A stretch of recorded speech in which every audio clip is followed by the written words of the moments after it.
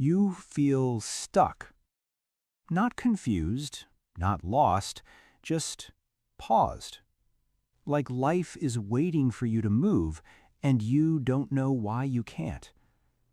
You've tried to explain it to yourself. You say you need clarity, more motivation, more confidence, but none of those words feel right. Because deep down, it doesn't feel like you're failing to move forward.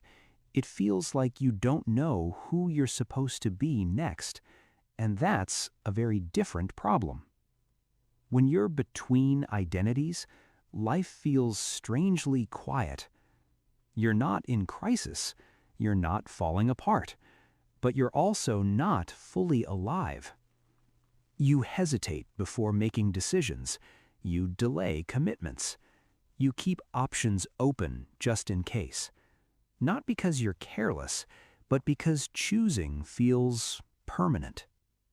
You might still function on the outside, work, conversations, routine, but internally there's a low-grade tension, a feeling of being unfinished. Psychologically, this state often appears after change. A job ends, a role stops fitting, a version of you quietly expires. But the new one hasn't arrived yet, and the mind doesn't like this space. Because the brain is not designed to live without a stable sense of self. Let's be clear about something. Feeling stuck here does not mean you lack discipline.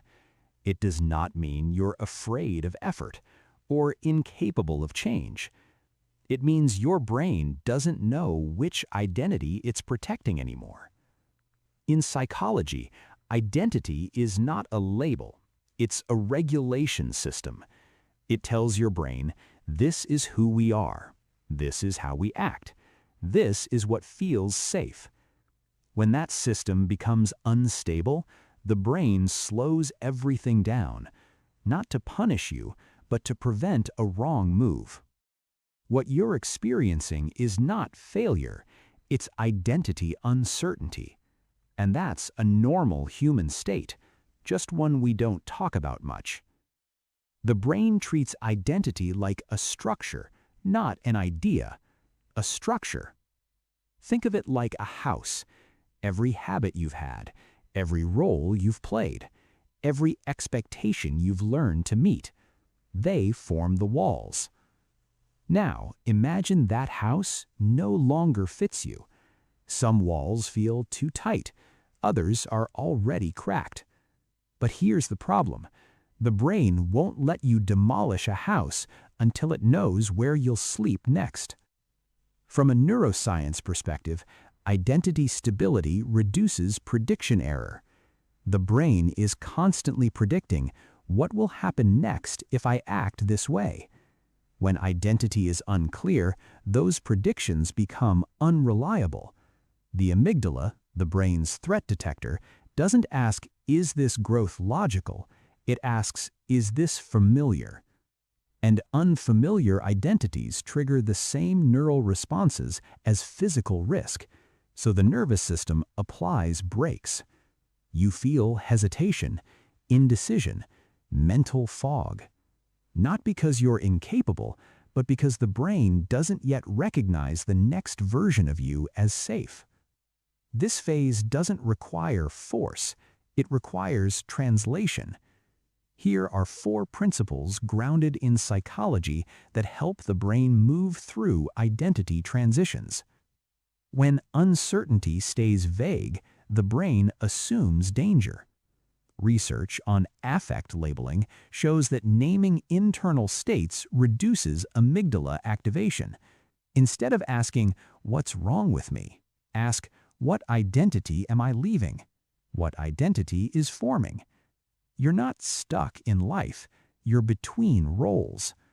Naming this reduces threat because the brain can now map the terrain. Right now, your actions feel heavy because they feel defining. Cognitive psychology shows that when behavior is fused with identity, avoidance increases. So you create distance. This action does not define who I am, It informs me. You're not committing to a new self, you're gathering data. Experiments feel safe. Commitments feel final. Your brain moves more easily when identity cost is lowered. In-between phases feel messy because coherence hasn't formed yet. Personality research shows that identity integration happens after exploration, not before. You are allowed to feel inconsistent, contradictory, unclear. This is not regression, it's construction noise. Most advice says start small, but psychology suggests something more precise. Reduce how much an action changes who you're allowed to be. Don't announce, test. Don't finalize, prototype. The brain resists identity shifts, not motion. When identity cost is low, movement becomes possible again. Here's the model to remember. You are not frozen, you are buffering. Your brain is holding space until it understands what comes next. The discomfort you feel is not a signal to push harder, it's a signal to clarify identity safety. Once the brain recognizes this version of me can exist, momentum returns naturally, not through force, but through familiarity. If you've been in this space for a while, there's nothing wrong with you. You are not late. You are not behind. You are between chapters. And transitions always feel empty before they feel alive.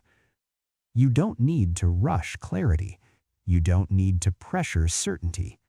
Just take one step that doesn't require you to know who you are yet. Let the next version of you become familiar slowly. That's not being stuck. That's the mind learning how to move again.